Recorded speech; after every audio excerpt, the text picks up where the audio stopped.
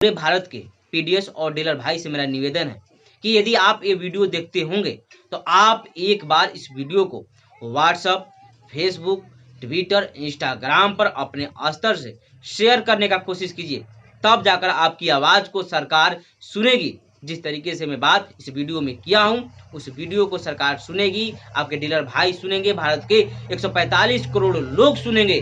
तब जाके आपकी समस्याओं पर, जो आपकी मांगे हैं, उस पर मोहर लग पाएगी।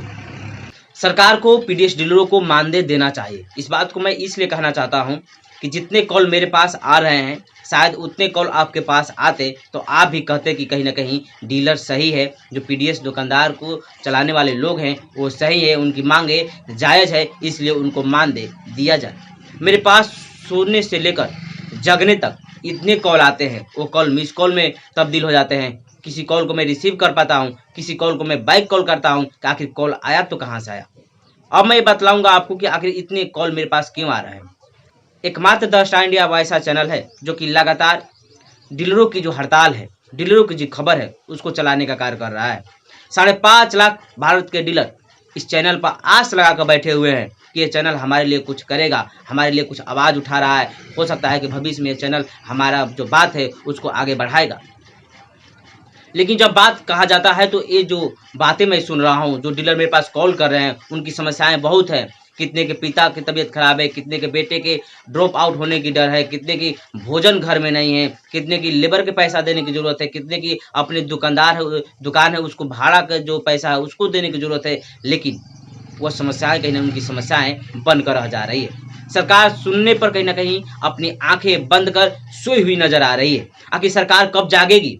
आखिर जब डीलर हड़ताल करते हैं एक लोकतांत्रिक राष्ट्र में, तो सरकार को जग कर एक कमेटी गठित करके इनके डीलरों के जो नेता हैं, जो इनके लीडरशिप को नेतृत्व देते हैं, उन तमाम नेताओं से मिलकर कहीं ना कहीं एक उचित मानदेय या फिर उचित कमीशन देने की कार्य क्यों नहीं कर रही। आखिरकार हम एक रिपोर्टर हैं, हम एक चैनल चला रहे हैं और मेरे पास 1000 कॉल आ रहे हैं। जैसे लोगों को आस बना हुआ है कि मेरे लिए कुछ होगा, तो अब हम बतलाइए कि हम एक मीडिएटर हैं इन्फॉर्मेशन देने का और लेने का, तो फिर हम एक इन्फॉर्मेशन दे सकते हैं और इन्फॉर्मेशन के सहारे ही लोग मेरे पास आस बैठाए हुए हैं कि ये चैनल हमारे लिए कुछ करेगा। डेली कॉल आता है, सर हमारे लिए क्या होगा, हमारा मानदेय कब से मिलेगा, हमें क्या होगा, हमें बहुत हमारा स्थिति खराब है। तो अब बताइए मैं इसमें क्या कर सकता हूँ। शायद इस वीडियो को देखने के बाद सरकार भी कहे कि कहीं ना कहीं ये डीलर के पक्ष में बतला रहा है, इस चैनल को बंद कर दिया जाए। अब ये बतलाइए कि इस चैनल को बंद कर दिया जाए, क्यों कर दिया जाए? इन्फॉर्मेशन है, इन्फॉर्मेशन देना मेरा काम है। और कहीं ना कहीं यदि मेरे पास कॉल आते हैं, बातें सही लगती है, तो उसको भी बताना कहीं ना कहीं मेरा काम है। तो इसलिए मैं कहना चाहूँगा कि कहीं ना कहीं सरकार को इस बात को समझना चाहिए और जो डीलरों की मांग है, उस मांग पर कहीं ना कहीं सरकार को खड़े उतर कर उन लोगों की बात को सोचना और समझने की ज़रूरत है। जब तक सरकार उन बातों को नहीं सोचेगी, जब तक बात को सरकार नहीं समझेगी, तो कहीं ना कहीं समस्याएं तो बना ही रहेगा। आखिरकार इतनी बड़ी समस्याएं हैं, 5.5 लाख डीलर की बात है, 80 करोड़ अर्थात कहा जाए तो आधा से अधिक भारत की जनता जिसे अनाज पर निर्भर करती है, उस अनाज की बात है कि आखिर अब होगा क्या होगा। स्थिति ऐसा बन गया है, one nation one ration card है, लेकिन उसका धरातल पर कोई नहीं दिखाई दे रहा है। डीलरों का कहना है कि one nation one ration card है, लेकिन हमारा न तो कमीशन वन है और न तो हमारा मानदेय वन है। वहीं पश्चिम बंगाल सरकार देख लीजिए, कितना उनका कहना है कितने अच्छे से वहाँ के डीलरों की सुविधाएं दी है। तो कहीं ना कहीं देखा जाए तो तमाम समस्याएं बना हुआ है। हमारे पास उत्तर प्रदेश से कॉल आता है, राजस्थान से कॉल आता है, उत्तराखंड से कॉल आता है, झारखंड से कॉल आता है, बिहार से कॉल आता है। अब तो लोग यहाँ तक कहने वाले हैं कि 2024 में लोकसभा का चुनाव है और हम लोग मोदी सरकार को गिराएंगे। यदि सरकार हमारी बात को नहीं सुनती है तो हम मोदी सरकार को गिराएंगे। क्या सच में मोदी सरकार को गिराएंगे?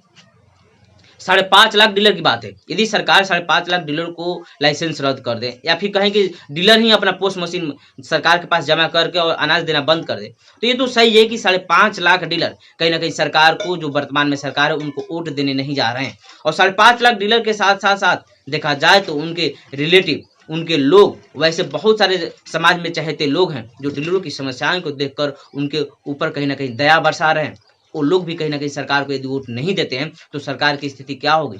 और एक लोकतांत्रिक राष्ट्र में लोकतांत्रिक सरकार गिर जाएगी तो फिर हमारे देश में क्या होगा। एक आंदोलन को लेकर, क्योंकि बड़े बड़े आंदोलन को सरकार ने कहीं ना कहीं स्वीकारा है और उसको जो मांगे है उस मांग को देने का काम किया है। बहुत बड़ा आंदोलन हमारे देश में हुआ था, किसान आंदोलन। आप देखे होंगे किस तरीके से कहा जाता किसानों की तरफ से, जो सरकार ने काले बिल लाई थी, उस काले बिल को कहीं ना कहीं सरकार ने वापस लिया किसान के आंदोलन देखकर। तो लगातार आज कई वर्ष हो गए हैं, 2007 से ही कहीं ना कहीं देखा जाए तो हड़ताल की खबरें बराबर चल रही है, हड़ताल बराबर दिखाई दे रहा है। और जिस तरीके से 22 मार्च को डीलर नई दिल्ली में गए, उसके बाद में आउटपुट में ये निकला कि कहीं ना कहीं पीयूष गोयल से उनकी बात हो पाएगी, लेकिन बात नहीं हो पाई। 6 अप्रैल को बात नहीं हो पाई। उसके बाद में लगातार मेरे पास कॉल आ रहे हैं कि सर अब हमारे साथ क्या होगा, यदि सरकार नहीं सुनती है, अब अंतिम पड़ाव यदि नहीं सुनती है तो हम सुप्रीम कोर्ट जाएंगे, और सुप्रीम कोर्ट में भी सरकार नहीं सुनती है तो हम पोस्ट मशीन को सरकार के पास जमा कर देंगे और आपको जैसे हो, जिस तरीके से हो, आप अपना राशन बांटने का काम कीजिए। इस तरीके से बात कर रहे हैं डीलर। तो आखिर सरकार कब सुनेंगे इनकी बातें? सरकार को सुनना है या नहीं सुनना है? यदि सरकार को नहीं सुनना है, क्योंकि सरकार इस बात को सुन रही है, सरकार कान खोलकर बातों को सुन रही है, लेकिन पीडीएस डीलरों की जो समस्या है उस पर खरे उतरने की काम नहीं कर रही है। जिस तरीके से देखा गया कि कोरोना काल में पीडीएस डीलर ने किस तरीके से पूरे भारतवर्ष में, बिहार हो या फिर भारत का कोई भी राज्य हो, वहां पर उन लोगों ने कहीं ना कहीं उस कोविड काल में कहीं ना कहीं राशन देने का काम किया था। तो फिर वो जो एक सिपाही बनने का काम किए थे, समाज का एक सिपाही बनने का काम किए थे, समाज को सुरक्षित करने का काम किए थे, फूड सिक्योरिटी को सिकर कर कर कहीं ना कहीं अनाज घर घर पहुंचाने का काम किए थे, उनके साथ यदि इस प्रकार का अन्याय होगा तो फिर हमारे इस देश और इस राष्ट्र में उन आम जनता के साथ क्या होगा जो कि अपने ही रोटी पर अपना जीवन यापन करती है।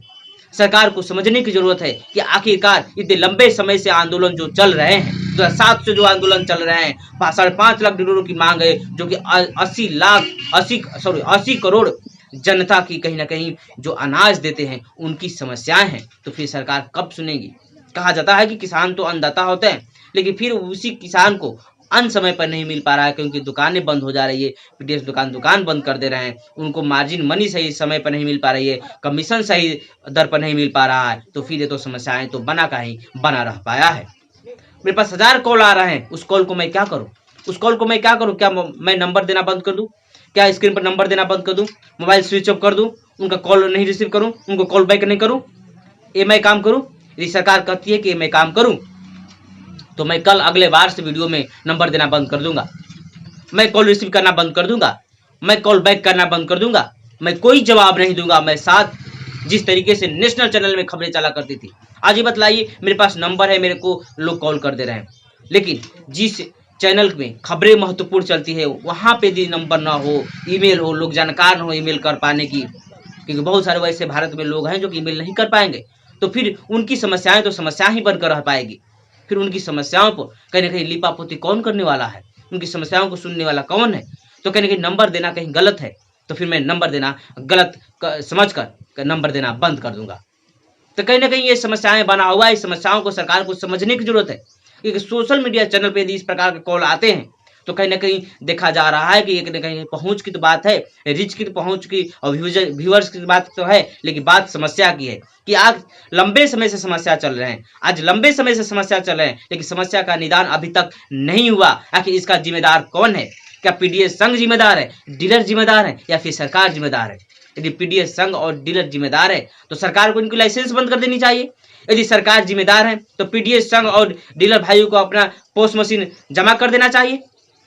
आप अपने में कहीं ना कहीं यदि फाइनल स्तर तक नहीं पहुंचते हैं तो फिर मेरे पास कॉल करने के बाद आपको क्या मिलने वाला है? फिर वही जवाब मिलेगा कि सर आने वाला समय में कुछ हो सकता है। मैं बराबर आश्वासन दे रहा हूं लोगों को, कुछ हो भी सकता है, क्योंकि मेरा काम है इन्फॉर्मेशन देना और लेना।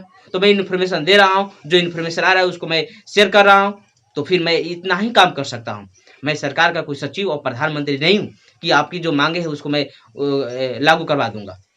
मेरा काम है इन्फॉर्मेशन पहुंचाना, और आपका काम है, यदि आप वीडियो देख रहे हैं तो आपका काम है कि आप एक बार वीडियो जरूर शेयर करें। जी बोलिए। नमस्कार सर। नमस्कार जी।